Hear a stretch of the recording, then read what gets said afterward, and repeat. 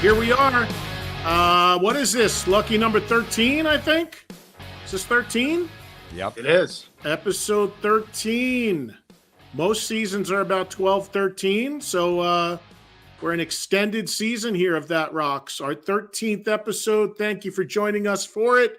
I'm Eddie Trunk, along with Don Jameson, Jim Florentine, getting together with you guys once a week for an hour or so to talk rock music, bring you a great guest, and hang out for a little bit. Thank you for being here. And we are psyched for our guest this week. It is a Rock and Roll Hall of Famer. It's a guy who's a good friend of all of ours. We are a huge fan of his body of work, which is just incredible. And he'll be joining us because he's getting ready to go on tour with Yngwie Malmsteen and celebrate the 50th anniversary of the first Deep Purple album he was ever a part of, called Burn.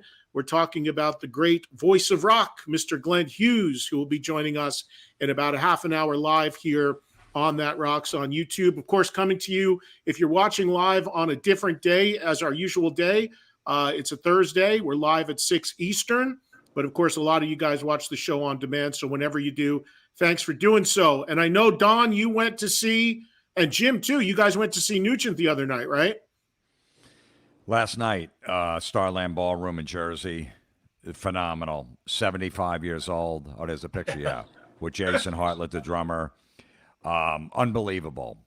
Never disappoints. More energy than ever. And, you know, he's got like 12 dates left, and he's basically retiring from touring. Yeah, well, for those that don't know, we should remind people who maybe didn't watch the episode, but if you can watch any of the past episodes, we had Ted on a couple weeks ago. So go back and watch if you want to hear from him, but he was on with us. Yeah, well, listen, if you know, everything's with a grain of salt with these farewell tours, because, you know, adios, mofos. I'm waiting for the hola, I'm back, mofos tour. But if this is indeed the final tour, not a final show, but if this is the final tour, and that's the last time I got to see him play Stranglehold, I'm good. This is truly a guy, Ed, you say it on your radio show all the time, they should go out at the top of their game. And Ted, if he does call it a night, he will be going out on the top of his game. Every great song you wanted to hear last night, Gonzo, Paralyzed, Hey Baby, you know, Wang Dang, all in the set list, all super high energy, packed house. It was phenomenal. Yeah, I wasn't there, unfortunately, because I'm in Vegas right now, and I'm going to be west for a little bit, so I couldn't go. But I saw the photos. I know you guys went, and I'll tell you what. I mean, Tracy Guns on social media, and let's just say, and you know, we don't do politics on this show, but Tracy and Ted are pretty, if you follow them, are pretty opposite ends of the political spectrum. And Tracy made a post on Twitter responding to a clip of Ted playing and said, you know, I may not agree with this guy or whatever, but how good he still is, and people forget how great his music and his guitar playing is at this point in his career, is amazing. And I don't know if Ted was responding to that or not, but he had his camp reach out to me to get Tracy's contact, and I connected them. So I don't know if there might be some sort of, you know, meeting at some point, but credit to Tracy, who obviously has some differences with Ted, but thought enough to still say that, which is the truth. I mean, you shouldn't let that cloud your opinion about whether you like an act or not. No, my friend was there last night. That's more, you know, he's definitely to the left, a heavy Democrat, and he was bringing up Biden he's way on to the stage. left. He's way to the left. And he's bringing up Biden on stage, and he has a song, Come and Get It, and it was Fuck Joe Biden was the chorus instead. And he was laughing. He didn't care. I warned him before because he hasn't seen Nugent. He goes, yeah, I don't care about that. And he didn't care at all. He even made a Biden joke later when we met him backstage, so he was fine with it. So look, how many acts do stuff on stage the opposite way, right? I mean, again, I'm not going to get political here no matter where you land, but, you know, Ted's like one of the few that does what he does.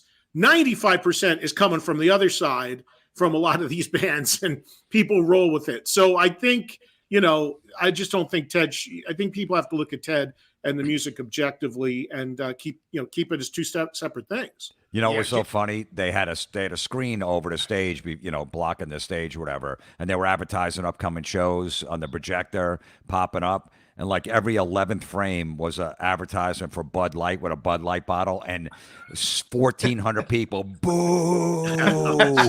It would come up every like 2 minutes, and the same response every time. Was great. And Jim's friend is like the AOC of New Jersey, and even he was totally caught up in the spirit of it. And that's what we've been saying since we had Ted on, even back to the days when we had him on that metal show. The music transcends it all. When you're there, you're in the moment, you're having a great time. That's all that matters. You know, same as if somebody who swings more to the right goes see Rage Against the Machine. You love the intensity, you love the songs, you love the music, and you get lost in all that. You're not thinking about the politics of it. And yeah, again, man, still top of his game. I really, he's so good. I can't believe he's going to stop. Yeah. Well, again, go back and watch the show if you didn't, but he did say he's not stopping. He's just not going to tour anymore. So he didn't say he's not going to play any more shows. So I hope I get a chance to see him. As far as I'm concerned, I saw 2 shows since I was on last with you guys. Last Friday, I hosted a show in Houston at Rise Rooftop. Tom Kiefer and John Karabi. I know Winger has been on most of those shows, including the show they're playing tonight in Green Bay. Kip is back on and the whole Winger band. However, the show I did in Houston last Friday, Kip was not on it. It was just Karabi opening solo acoustic and then the Kiefer band coming out. And look, we've all seen these guys on the cruise and stuff. We see all these bands constantly, but it shouldn't diminish how good they are and what they're still doing. Karabi comes out, plays solo acoustic. Amazed at how great John's voice is. John's voice is still so strong. And, he's a guy that's going to sit there, smoke his cigarettes, drink his drinks nonstop, but somehow he's like bulletproof with that voice. And Tom is still so great at what he does. The whole band is so great, 100% proudly live. He mixed his setup a little bit. He staggered it a little bit in terms of the songs, put some stuff in the set he hasn't been doing in a little bit. And it was awesome and a great crowd there. And then Saturday last week, I hosted the Chevy Metal Show, which was a tribute to Taylor Hawkins. His son Shane played drums. There was a bunch of guests that came up and played. Sebastian Bach, Elliot Easton from the Cars, Rudy Sarzo was there, Ricky Rocket was there. And it was just a great night of covers, packed at the Canyon Club in Agora Hills, super packed, super hot. Our friend Brent Woods, of course, is the guitar player in that band. Wiley Hodgson, the bass player and singer. And, I think for those that don't know, Chevy Metal was a cover band that Taylor Hawkins had on the side of Foo Fighters for a long time. And they did really well. They did a lot of corporate events and they did really well with shows. And it's looking like they're going to continue with his son playing drums when they can do it. Wow. Because Shane Hawkins is only 15, but he is a chip off the old block with his dad. He looks like him. He acts like him. He plays like him. And he's still in high school, obviously, but he 100% wants to do this. And he's still got a couple more years of high school left, but he's a monster player. So this kid that doesn't look anything like what he looks like now because he has blonde hair now. But the kid's the real deal. And just like his dad. So that's real interesting and that's cool to see. And a lot of money was raised for an animal rescue as well. All the money went to charity. So that was nice. So had a good time over the weekend with those 2 shows and landed here in Vegas last night and went over and saw my friend Stoney Curtis play. Mind-blowing guitar player. If you go to my Instagram, I put up a 3-minute clip of him playing just a little small club with his rock blues trio. Incredible. So I've seen 3 great shows in like 4 days. I saw his son in the Foo Fighters tribute play, I think My Hero or something, played a couple songs. Like, man, I almost thought he could get the gig as the drummer. I didn't know he was that young. I thought he was like 17. I thought maybe that Dave would make him the full-time. 15, he can't obviously go out that young. No, but realistically, if the Foo Fighters are still going in 4 or 5 years, he could potentially, go in there. I mean, they're using Josh Freese now. Right. Interestingly, with Josh Freese, they said he's only the touring drummer. Dave's going to play on the records. So who knows in 5 years where things are. And Shane is 20, very possible. Anything's possible. Wolfie went out at I think he was like 15, the first Van Halen tour, He was like 2007. 16, Yeah. 16 Yeah. or so. Yeah, for sure. So possible. Speaking of which, I actually, before the Nugent show, I snuck down to Asbury Park and I zipped into the summer stage because it was Alter Bridge, Seven Dust, and Wolfgang. And I snuck in and watched Wolfie's show. I got to see his whole set. And, he played a couple of the new songs that are out now that sounded really good. And, man, that band gets better and better. And Wolfie's coming into his own as a front man big time. So that was really cool. I was glad I snuck that in before the Motor City Madman. And that album is out tomorrow. The second album from Mammoth WVH is finally out tomorrow. But yeah, I was bummed I missed that, Don, because I love Alter Bridge. And obviously Wolf is always great. Seven Dust, it's a killer bill. So there's a handful of dates. They're just doing one more quick run here. And then I don't know what happens to Alter Bridge if they end up shifting into Creed mode again. Or what? I mean, obviously they're firing up Creed again. I don't know if I mentioned this, that Creed cruise that I'm one of the hosts on coming up next year sold out in one day before it even went on sale to the general public.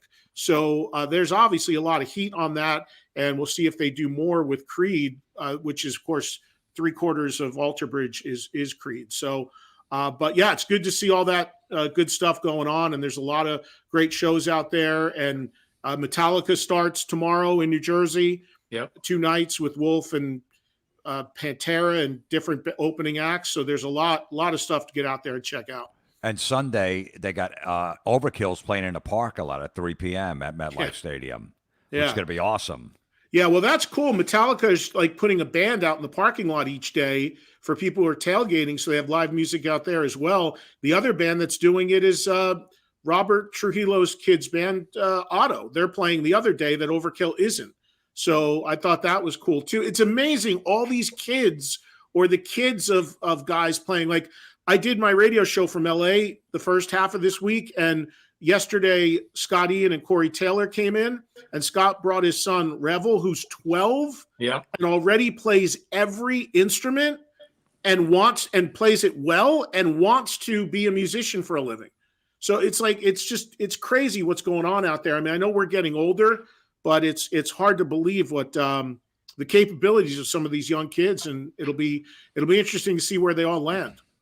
Yeah, my kid was taking music lessons for like 4 or 5 years straight, and he was doing great with it, learning everything, coming up with lyrics, singing, guitar, keyboards, and then he's like, I don't want to do it anymore. And now he's on Instagram and he's into chicks, and it's over. I said, all right. Dad, this girl's following me from class, and that's what he's into. And I go, I get it. I'm not going to force it on him. But I said, listen, if you want to get more chicks, get back in a band. How old is he, Jim? He's going to be 13. He's same age as Scotty and son. He'll be 13. Yeah, already. Please, they're all. Well, yeah. What was the song he wrote about Lemmy?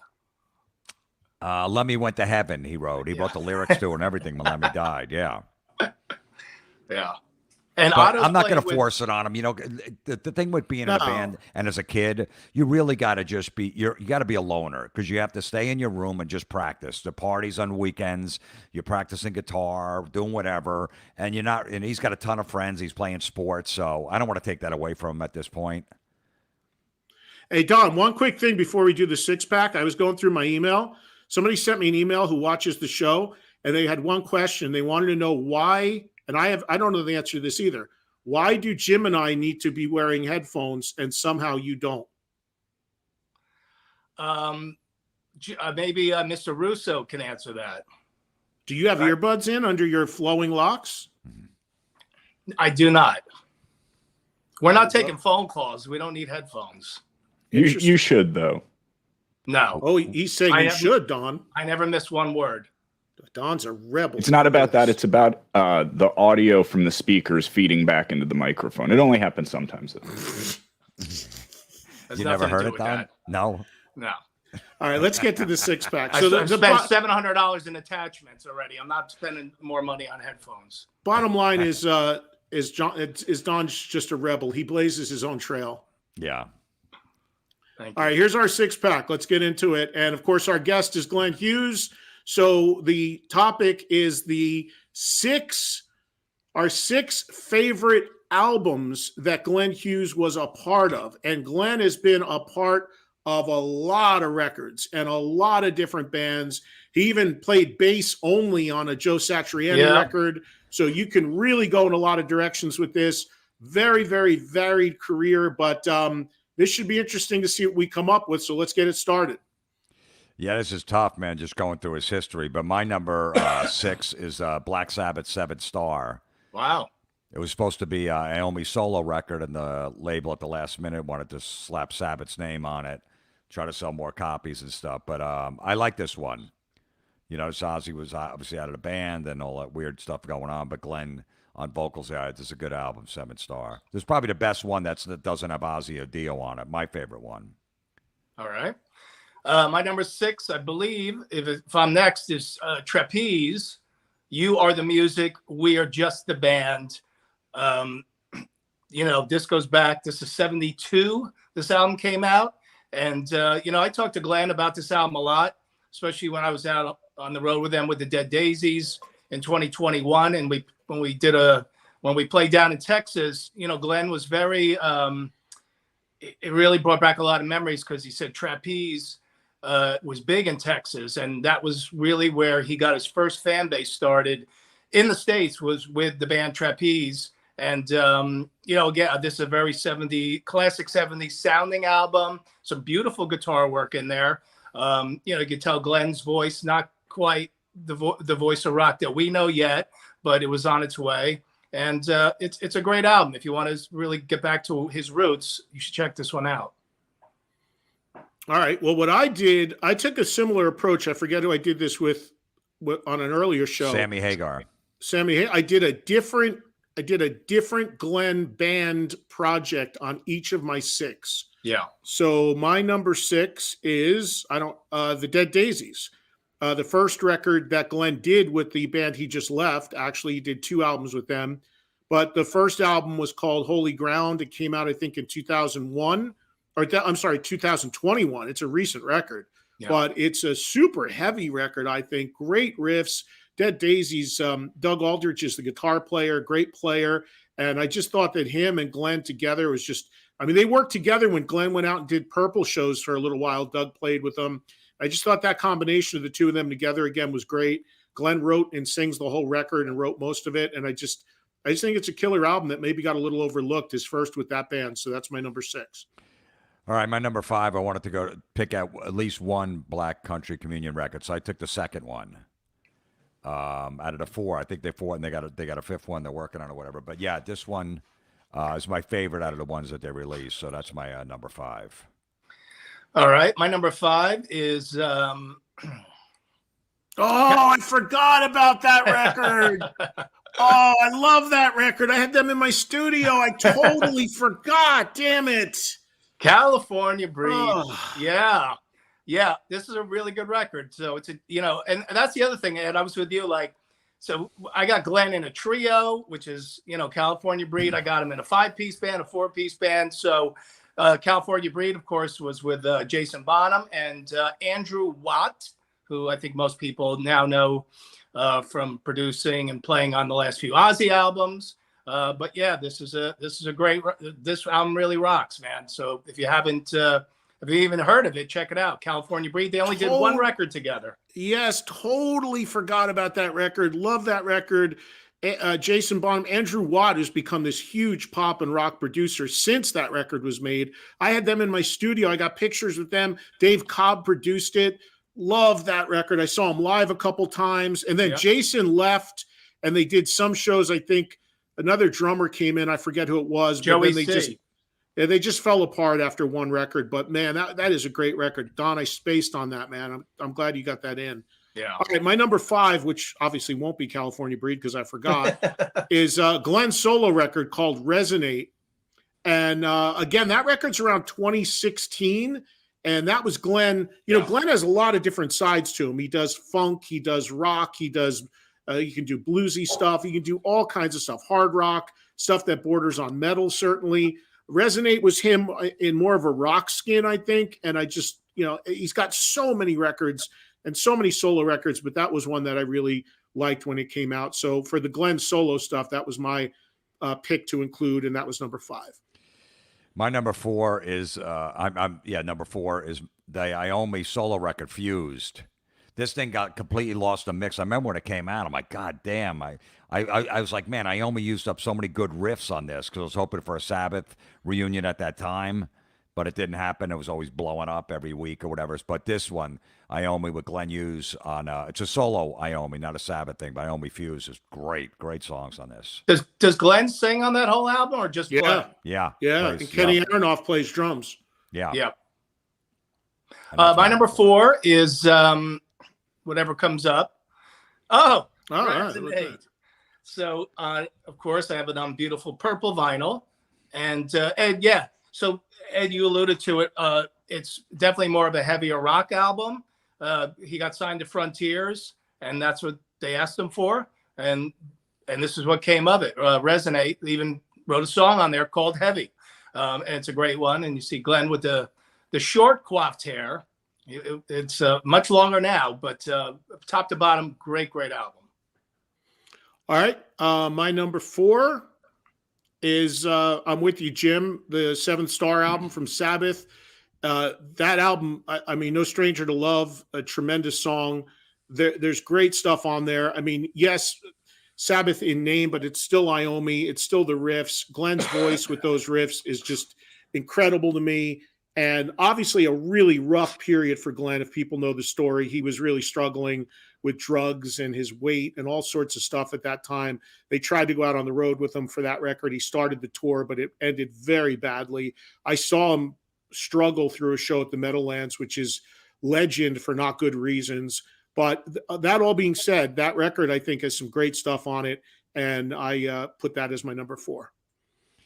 My number 3 is a one-off album, Hughes Thrall. Oh, I forgot that too. I remember it came out in 1982. I was, buying every hard rock metal record. Yeah. And I remember this because I remember Pat Thrall doing something. I knew Glenn Hughes, obviously, from Deep Purple, and Pat Thrall did something before this. I forget what it was.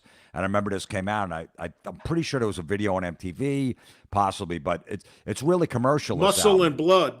Okay, yeah, it's not like super heavy. It's really commercial. That was the music at the time, and I really like it. It's really catchy, a lot of the songs. So And you know who plays drums on a lot of that record? Who? Frankie Benelli. Oh, really? I didn't know that. Yeah, it's really good. All right, my number 3 is going to be the Dead Daisies' Holy Ground, which was Eddie's number 6. And I toured with these guys, opened for them in the States on this album. Both albums that Glenn did with the Dead Daisies are really amazing. This one just ekes it out just by a hair because the final track called Far Away is a real epic way to end the album. And so I just give this a little bit more weight because of that, but both albums are great. Radiance being the second one, but that's my number 3. Whose is it now? Eddie. You. Oh, all right. So my number 3, I could have went with any of the Black Country Communion records. I agree with, I think it was Jim, whoever had the second one up there. But I'm just going with the first as my BCC representation. That is the first time I heard that record, my mind was blown. I mean, Joe Bonamassa, Derek Sherinian, Jason Bonham, and of course Glenn on bass and vocals. And if you guys don't know the Black Country stuff, I mean, unfortunately they don't tour that much because Joe Bonamassa's solo career is so big. But I have had a chance to see him live a couple times, and they're just incredible. And I had Bonamassa on my radio show 2 days ago in LA, and he was going to the studio to meet with Glenn, and they're just finishing up what'll be a 5th record that they'll probably get out sometime next year. So I'm glad that band is still doing stuff from time to time when they can all do it. And my number 3 was where it all started with the debut album. All right, my number 2 is the second Deep Purple album he did with the guys. I don't know what that noise is, but Hey, Joe, mute my mic. the Deep Purple Stormbringer album, the follow-up to Burn, but the one right before Come Taste the Band, which I wasn't a huge fan of, but this is a great record. Glenn, David Coverdale, and the other guys in Deep Purple. So that's my number 2. All right. Let's see if Don's landscapers are still there. Yeah. Sorry, guys. So my number 2, again, they're all great. All the Black Country Communion albums are great. I mean, it was tough. His vocal performance on The Great Divide on the first one is absolutely insane. I don't know why. I found myself going to this one as my go-to more than the other ones, but I could have picked any of them at random and it would have worked. So that's my number 2. And now you can mute me again. My number 2 is Jim had this earlier. If you guys don't know this record, this is so heavy, this record. Tony, monster riffs. I mean, it could have, the way Seventh Star could have been billed as a Sabbath record, this easily could have been billed as a Sabbath record. There's a song, I think it's the opening track, Dopamine. It's just so heavy. Obviously, it's Iommi, it's Hughes, and it's Kenny Aronoff on drums. It came out on an independent label at the time. It didn't get a ton of promotion, but it's a record I always go to. In a way, I told Glenn this, like some of the stuff on the Dead Daisies actually reminded me a little bit of what he did on this record. So I love the Fused album, and it's my number 2.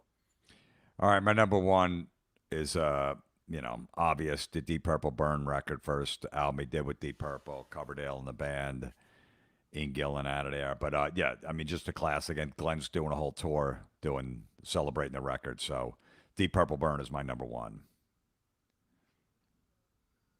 Unmute Don. We got to unmute Don. Number 1, Burn, signed by the man himself. I don't think Glenn has maybe played a show since this album that came out without playing Burn at the end. That's such a signature song. And then in recent years, the song Mistreated has been the middle piece of the set. And if you never saw Glenn sing Mistreated, it's mind-blowing. Mute me. And we're going to make it an even clean sweep at number 1. It's the album that Glenn's going out touring to celebrate 50 years. It's his first record with Purple. It was the first time anybody heard of an unknown guy named David Coverdale. And when you think about a band like Deep Purple, as legendary as they were at that point, needing to replace their lead singer and their bass player, and doing it, one with a totally unknown guy in Coverdale, and making a record that great, and having the audience come along with him. Remember, it wasn't like it is now with lineup changes. It's catastrophic if a band lost a member, let alone 2. And the fact that they just made that record and the fans loved it and the whole different era of Purple was launched is just remarkable. And the record still holds up today. And I'm glad Glenn's going out and paying tribute to it by doing shows that we're going to talk about with him in just a couple minutes. All right. That's our 6-pack. All right. Well, now it's our time for our That Rocks picks, right? Yep. Who's going first? I'll go first. I'm going with the Ted Nugent. What is it called? I can't The read Vault. it here. The Vault, yeah. Volume 1, Free for All. These are all, Jason Hartless's drummers. We're going through all of Ted's old tapes and going through all the stuff and picking out stuff. So there's all outtakes and all the stuff from the Free for All record, Free for All Live. I don't know. He found that somewhere, which isn't on Double Live Gonzo, which is weird. But if you like that Free for All record, there's all these different outtakes and different songs and different versions, instrumentals. I really like it a lot. And Jason, we were talking to him last night at the Nugent show. He said he's got a lot more stuff coming. So if you're a fan of the Free for All record, this is awesome. All right. Am I unmuted here? Yeah. All right. So, I want to give a shout out to our buddy Pete Evick, who plays with the Bret Michaels band. And Pete's got he gets a double shot here. He put out his own whiskey, which you can see there. Can you zoom in on that, Joe or Austin? We cannot. No, sorry. It's loaded in a I different didn't way. know Pete put out whiskey. He's been telling me about the book. He offered to send me a book. He didn't offer to send me any whiskey. Yeah. Well, and then there's the book. Yes, of course, MTV Famous, which is, Pete never became MTV Famous, but he grew up in that generation. Oh, good. Now the fire alarm's going off. Fire. Who cares? Just mute me. Buy Pete Evick stuff. Bye. All right, mute Don again. He's got all kinds. Don, We finally sort out his microphone issues. Yeah, all kinds of shit going on. All right, so now you might be saying to yourself, why on earth is your pick a album that came out in 1984, I believe, from a band called Icon? That is not a new record. That is a record that is about 40 years old. But first of all, the reason I'm spotlighting it is because I love this band, and they made 2 incredible records on Capitol. That one, which is super heavy, and the follow-up, Night of the Crime, which is super commercial, but both are brilliant. And then I actually did a record with them a couple years later that came out on Megaforce with a different singer. But the reason why I'm spotlighting is because we don't always have to do new stuff.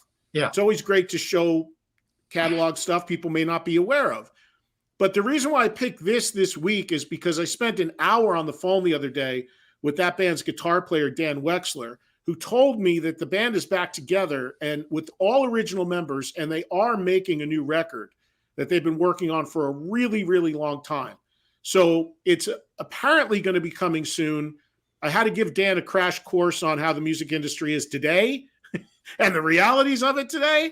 But it's, I love the band to death, so I just figured I wanted to give them a mention and put up that first record. That record's super heavy. The second record, Night of the Crime, super commercial and very different, but also outstanding. And the one I did with them too, Right Between the Eyes, is good, but I like the first 2 actually even better. So just a shout out, looking forward to new music from those guys.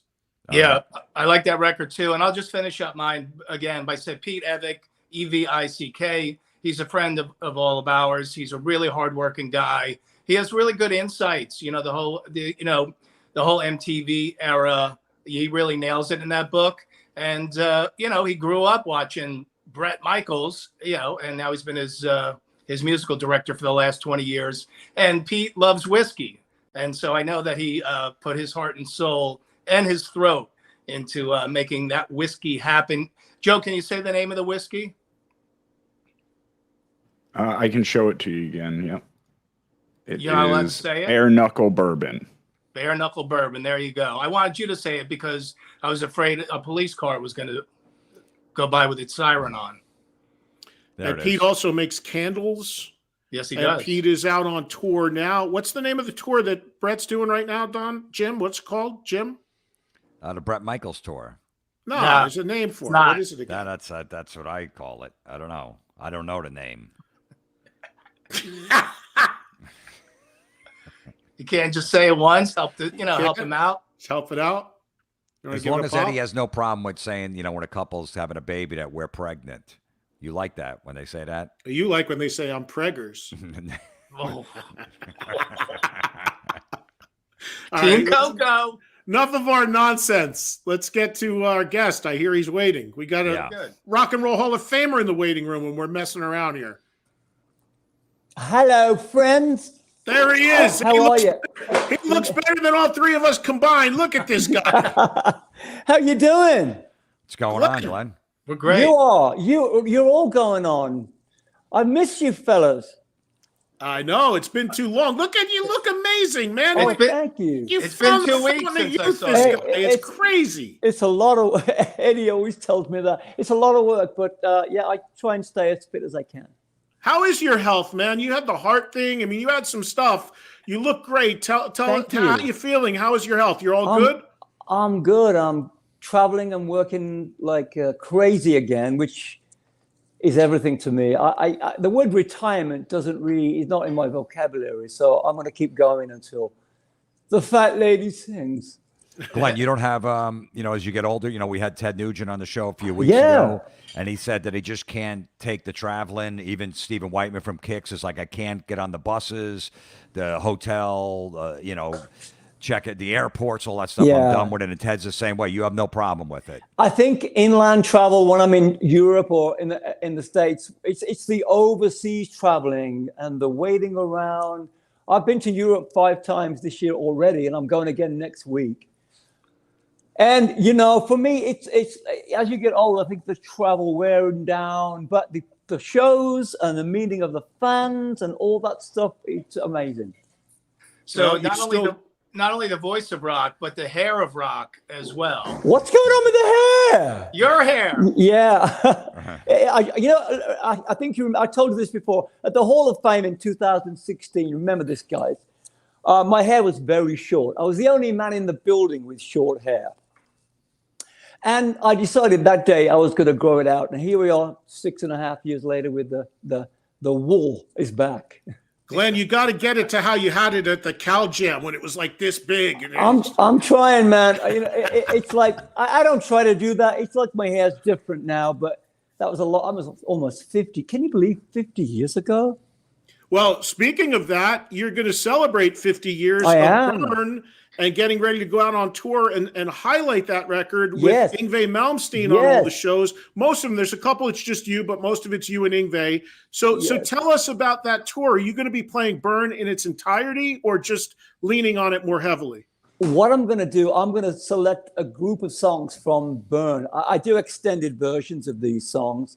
So you'll probably be hearing 5 songs from Burn. There's only 7 songs on the album. So, and then I'll do a couple of other songs from Mark III and Mark IV. And I've been doing this run, guys, since May the 2nd. We started in Gothenburg. And, we're going to run, of course, the tour with the co-headline with my dear friend Yngwie will run through August 16th. Don, I'll see you in New Jersey. Through September 23rd in Clear Lake, Florida. So Glenn, who goes on first on that tour? You or Yngwie? There's going to be, we've selected an opening band in every market. So neither of us has to open. I believe I will take the middle set. For me, I like that one. I just want to do my thing and meet my people, have fun. Yngwie and I are good friends, and long may that continue. So we've been talking about this for quite some time. And Yngwie being a Ritchie Blackmore disciple, you played with Ritchie, obviously. Yes. How did that come to pass that you guys would team up for this tour? Because it's an interesting pairing. It is. Now, do you remember, fellas, 2013, I did Marshall 50th in London with a selection of great guitar players. And Yngwie was one of those fellows. And he asked me if we could do Mistreated. And we did Mistreated with Brian Tichy. And it was pretty spectacular. So, and that 10 years ago, we thought about, well, maybe one day we could do this together. We have the same agent in America. So here we are now about to embark on this beautiful tour. Glenn, what is it like for you to look back on Burn at 50? We were talking about it before you joined us. It's amazing how well the record still holds up. And it's incredible when you think a band like Purple, who are already legendary, of course, and then they lose a singer, they lose a bass player. You come in, you had been known from Trapeze. David comes in as a total unknown. But the album was so embraced, and it didn't seem like the fan base missed a beat, which is unheard of for that time, because a lineup change back then really was a cataclysmic thing to a band. Here's 2 guys coming into a legendary band that were new. You were known somewhat, but David was not. But did that blow you away that the record came together so well and that you were accepted so well live? David came in after me about 7 or 8 weeks. I joined in sort of June-ish. I think he came in July. And we met down at the castle, the famous castle in Gloucestershire near the Welsh border. With Ritchie had only a little piece of Mistreated, and there was no other material. And check it out, we were in the crypt, in the dungeon, in this centuries-old castle, about to write this album called Burn. And amazing combination of 2 new, well, I wasn't new, but I'd been touring America for 3 or 4 years. David was brand new, but I think at that time we were all a brand new band, if you will. You got 2 new guys with 3 older members. I think it was looked at as a new band. Glenn, did Trapeze play shows ever with Deep Purple, or did you just come in cold? No, but they kept coming to see me and Trapeze at the Whiskey A Go-Go and the Marquee in London. I know you know what that place is. They kept coming to see me, and I became friends with John, Ritchie, and Ian. Funny, I never made friends with Gillan and Glover back in the time. I should have really known what they were doing, But no, they kept coming to see me, and I had no idea. Even the day they were going to ask me to join, they were going to ask me to join. So you think they were scouting you? They were scouting me for sure. Yeah. Hey, Glenn, the band, you just, before you came on, we ran down some of our favorite Glenn albums of all the different groups and projects you've been a part of. So a lot of different stuff came up, from the stuff you've done with Iommi to California Breed to Hughes Yeah. Thrall, and including a couple of us had one of the records you made very recently with the band you just left, the Dead Daisies. And I'm wondering if you could tell the audience, how was your experience being in that band for a few years and doing a couple records, and your decision to move on from it? Well, David Lowy, I met David Lowy in LA. His manager called me in the early spring of 2019 to see if I would be interested in taking lunch with David Lowy at the Marquee in LA. I met with David, a lovely fellow, as you know, a great guy. Asked me if I'd, write some songs privately for the band, and I went ahead and wrote 4 or 5 songs, which we know about, Unspoken and Holy Ground and stuff like that. And we went into the studio at Sunset Sound in Hollywood and recorded those demos, and they seemed to have worked out great. And they asked me if I'd like to make an album with them and do some touring. And then, of course, I made the album, and the pandemic hits and blah, blah, you know the rest. So, but Glenn, your decision to move on from it, was that always planned? Did you just want to go out and do your own stuff now? Is that the idea? I wasn't really thinking about doing anything other than the Daisies. But last November, we did a tour of the UK. And David took us into a room and said, listen, I want to take a break for a good half of the year this year.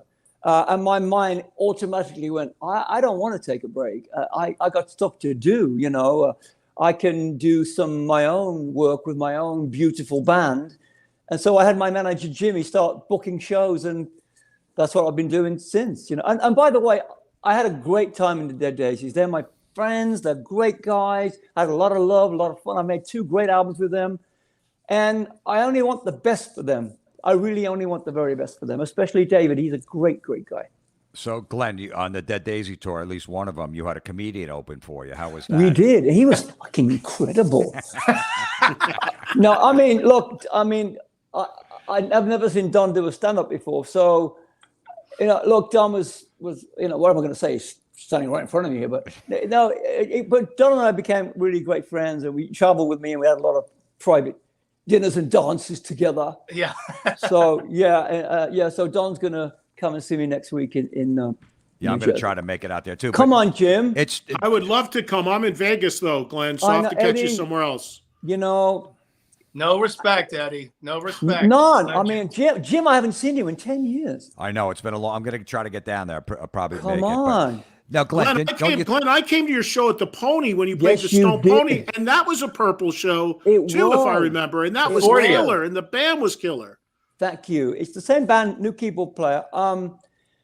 Look, Ed, Jim, and Don. There's only so much time I've got to do the Burn album and the legacy songs. Will Glenn Hughes do anything else other than this in solo? Between you and I probably will, in 2025, go back to being Glenn Hughes, the solo artist. So that's definitely on the cards.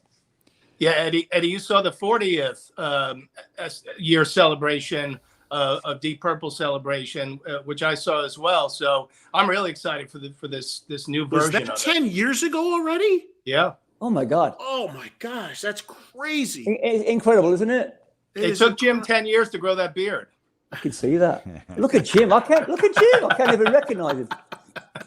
Hey, Glenn, I got one more You're thing. growing out your hair. I'm growing out my beard. Well, as men do, Exactly. Yeah. Don's growing out his pubes. Well, I retro. He's dyeing them too. And I'm losing my hair.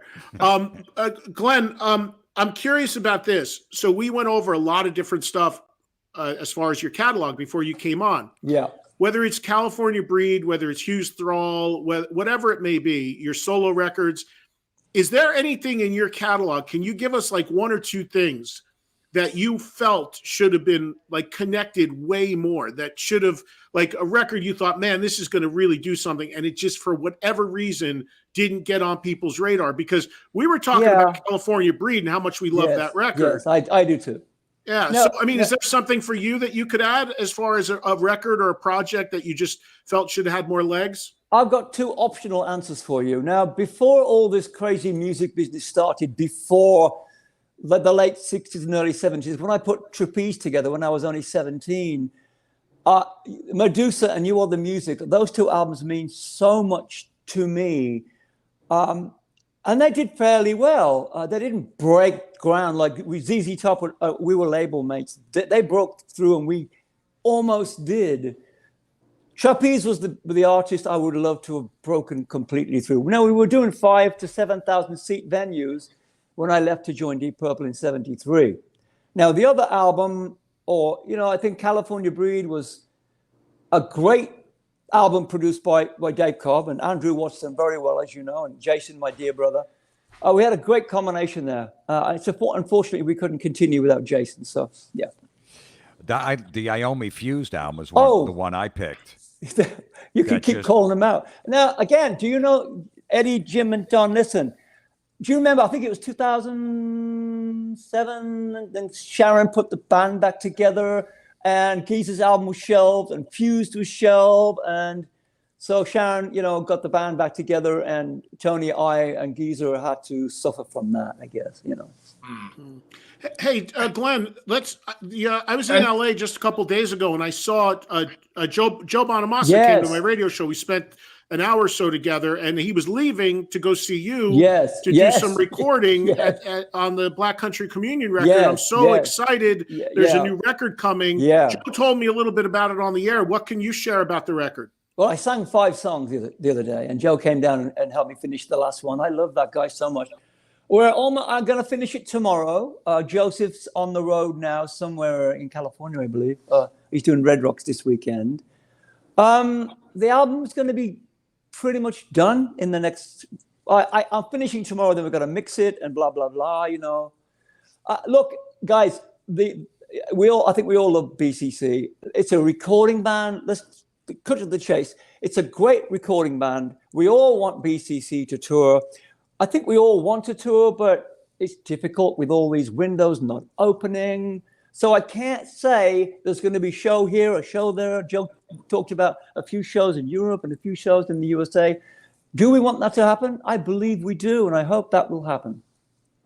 Yeah, he sounded like it would, so fingers crossed. Yeah, I spoke to him right after you saw him, and he was, look, I've known Joe for so long, and we're on the same page, and he might be a workaholic, you think. So, look, guys, I stutter when I say this to you. We all want that band to tour, but we've got to really nail it down and make it happen. So hopefully this is the album that will make it happen. All right. Never know. Yeah. No. Hey, Glenn, I don't think I ever heard the story about, because you dubbed the voice of rock. Who coined that term originally? Okay. I did a song with the KLF in 1991. The KLF are the biggest trippy dance club act from the UK.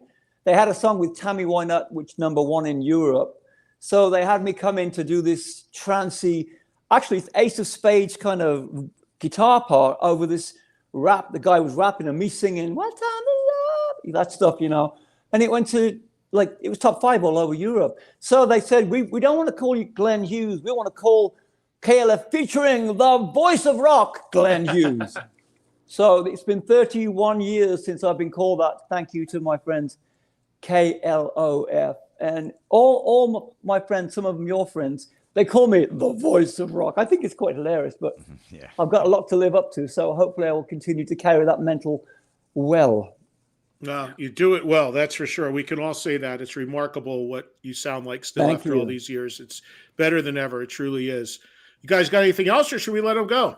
No, I gotta say. Let's do our. I'm so great to see you fellas all in the same cubicle. I've missed you. I missed the show we used to do. We all loved it. And I talked to Don last week. It's so great that you can. I know you love each other and stuff, but it's great to see you actually doing it again. Whatever, any genre you want to do it. I love you, and I can't wait to see all of you.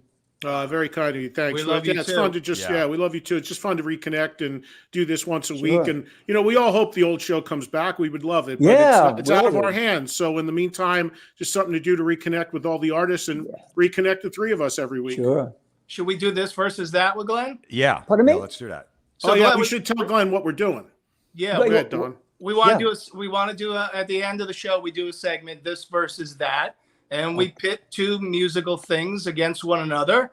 And of course, since you're our esteemed guest, Okay, am I going to get in trouble here? no, we're you gonna put you on the have to spot pick if you don't want to. Yeah, we are probably going to be put on the spot, but Okay. we're going to pick between two people that Okay. you've worked with in the past. Oh, And dear. this week we decided this versus that. You got to choose one. Best Glenn Hughes guitar player, Richie Blackmore or Tony Iommi? Oh, that's a really tough one, guys. I mean, all right, Glenn, let us go first, and then you can Please. figure out your answer. Yeah. Yeah, then you can tell us the right answer. yeah. Yeah, because you play with him, but this is just. This is a tough I got to one. go with Tony Iommi. I'm a huge Sabbath fan. I mean, Blackmore's great and stuff, but I just the stuff you did with Iommi Thank you. was phenomenal. I'm going with Thank Tony. you. All right. That's one Who's for next? Tony. Okay. Who's next? Me? I'll go. Eddie? Yeah. So first of all, Glenn, I'll take the blame for this because this was my idea. We had to come up with something. We were going to do Burn versus Stormbringer, but we had done that before Okay. with something else. So we went with this, and it's obviously two incredible, iconic players. I am going to give the slight personal nudge to Tony because I'm just going to be honest. I know Tony. He's a friend. We're in touch. Selfishly, I love him, but also he, as brilliant as Richie is, and as brilliant as the riffs that Richie came up with are, Tony is the all-time riff king. Nobody sounds like Tony. And, you and Tony are like, well, look, we could find a picture of the two of you together. We couldn't with you and Blackmore together. No, 50 no, years. no. So I'm going Tony. He never wanted his photograph taken with me, I guess. So. What about you, Don? Yeah, Richie didn't like you with the short hair. No, I guess not. So listen, I think you guys got it all wrong because this is best Glenn guitar player, not who you like better. It's the best Glenn guitar player, and that person. And we didn't even mention the DEP sessions, which are brilliant with Tony Iommi. But the right answer is Richie Blackmore. The two albums you did with Richie can the impact that they've had on not only the scene but countless musicians for the last 50 years. The stuff you did with Tony was great, but the lasting impact of what you did with Richie makes Richie the best Glenn Hughes guitar player. That's a great way to put it on. And when you put it that way, yes, impact-wise, there's no comparison because those two records, right?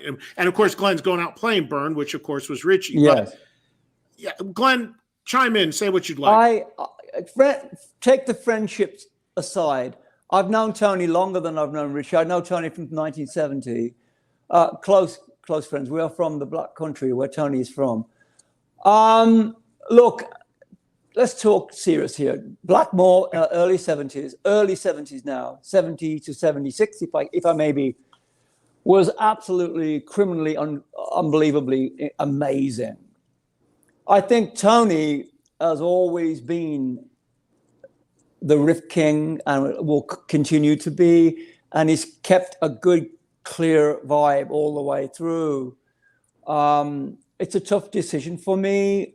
I think those albums I made with Purple are, well, you tell me. I mean, they're wonderful pieces of work. But the stuff I made with Tony, especially Fused, that's one of my favorite albums. This is a tough one. Can I split them, or can I just say it's got to be one? Well, you're not outplaying Fused in its entirety. No, he's doing that next tour. And without getting into trouble, you never know with me and Tony. With 3 albums in, you never know. Yeah. Guys, I mean, Don't make them pick. You can't do it. You don't have to, Glenn. When I listen to songs like "Sail Away," the Richie, the riff, and we all know about "Mistreated." It's What like, about Dopamine, Glenn? oh God, what about "I Go Insane"? For God's sake! Yeah. I mean, I love No Stranger to Love on 7th Star. That's great. Yeah. I played with everybody. Played with more guitar players you can imagine, but those two classic rock giants, in my opinion, tell me if I'm wrong. Page, Iommi and Blackmore in the early to mid 70s were the holy trinity. You know, so I played, Jimmy's a friend of mine, but I've never played with him, but I played with the other two buddies. Hey, Jimmy Page needs a singer. He's been knocking around for 20 years trying to figure out what he's going to do. You got to get in touch with him. You got to knock that off your list, Glenn. You'd be perfect. I don't have a list anymore. I've never waited for the phone to ring. I'm so grateful. But the answer is, it's a real tough one because it's not that I'm just promoting Burn and doing it. The songs are amazing. I'm really enjoying playing them again. But what I did with Tony is valid in my opinion. All right, just say it's a tie. It's a tie. Then you're out. There you go. Let him off the hook. Yeah, but you got to get Jimmy on the case. So again, get Jimmy Page in the mix with you. You know, look.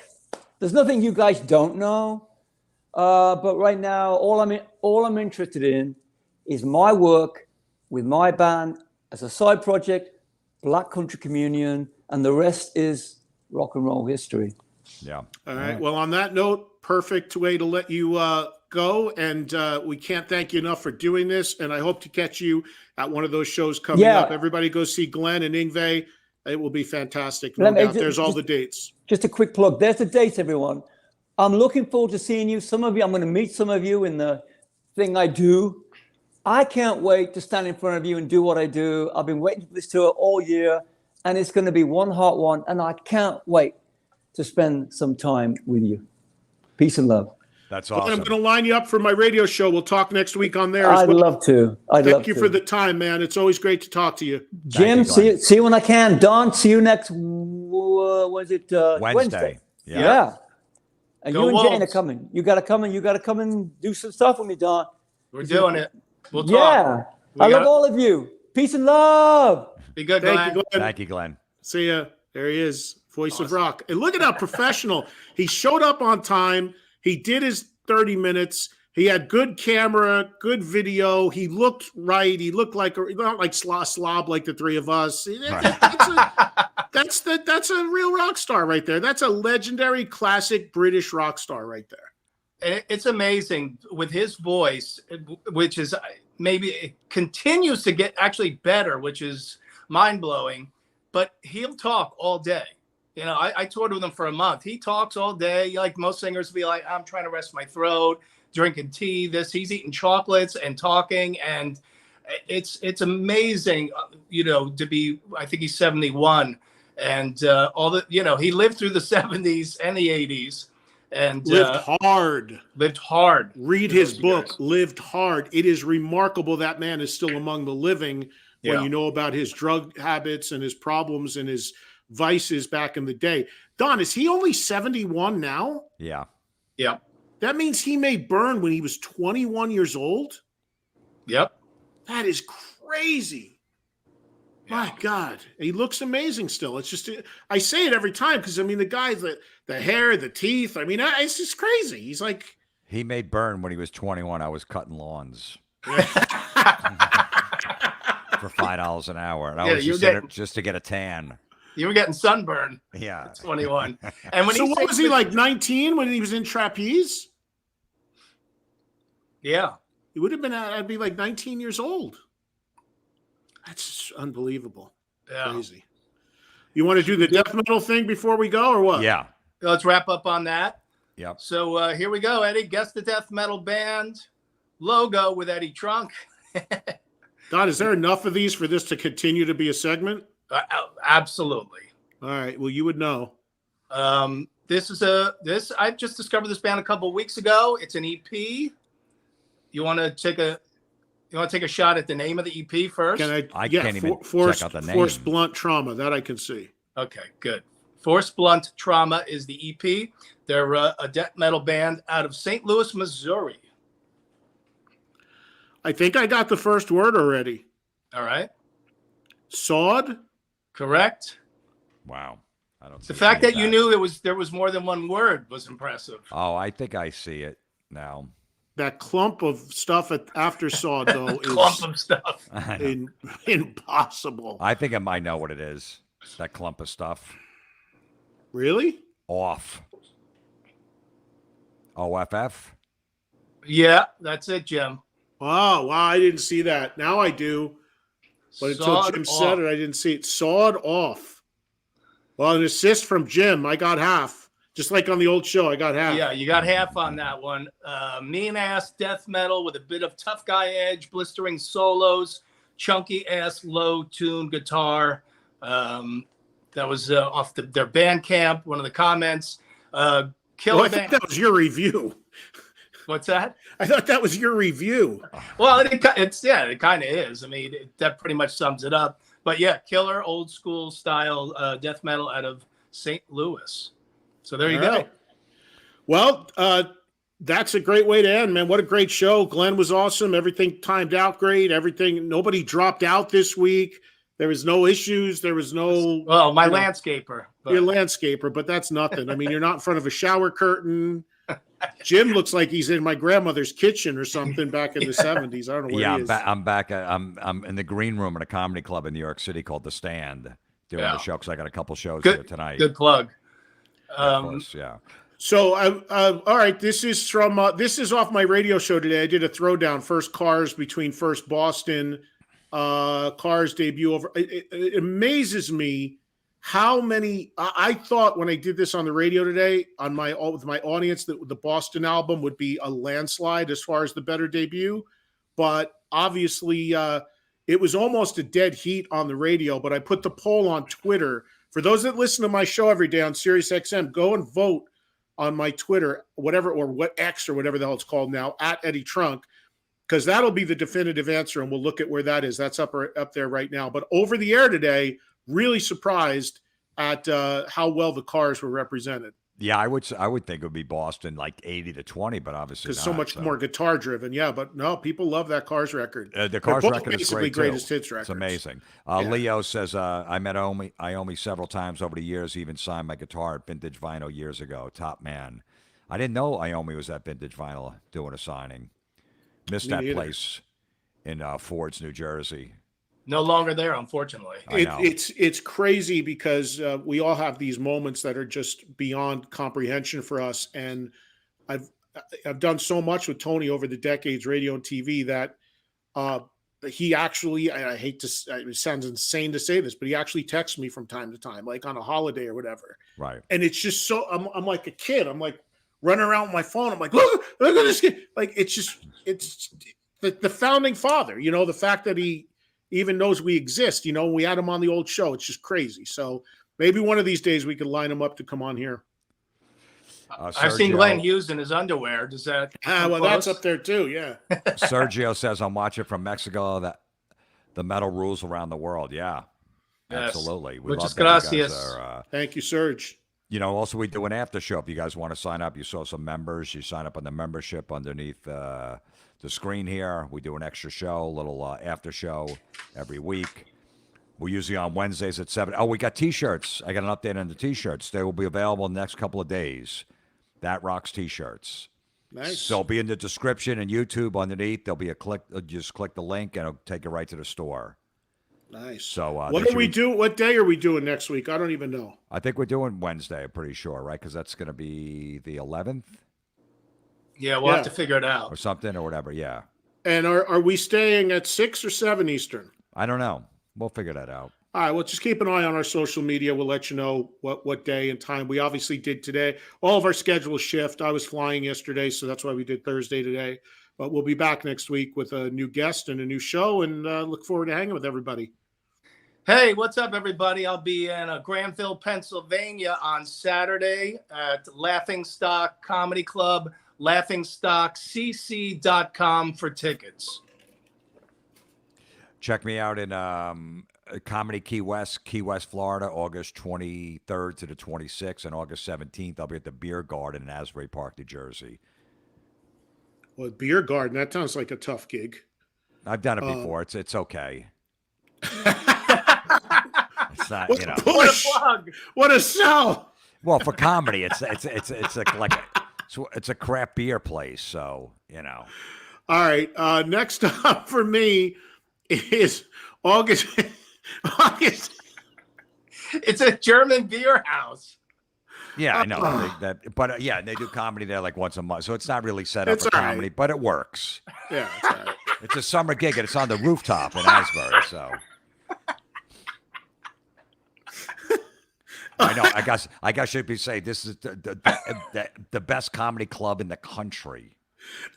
You should be. It's a party crowd, Jim. You should be like every rock band. Every rock band, it's their newest record's their best one. Yeah.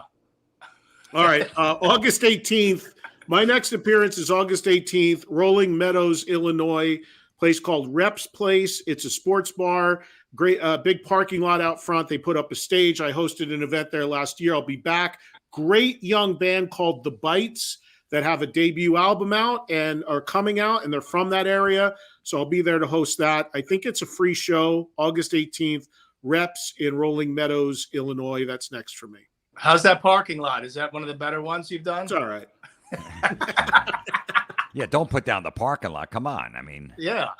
It's asphalt. How good could a parking lot be? They just repaved it. yeah. Exactly. All right, we'll see Put you up a guys in the beautiful member tent. show. It's a And beautiful tent. anyone on the members will be back on in a couple minutes. Join us over for the after show over the club membership. We'll Yeah. see you guys next week. See ya.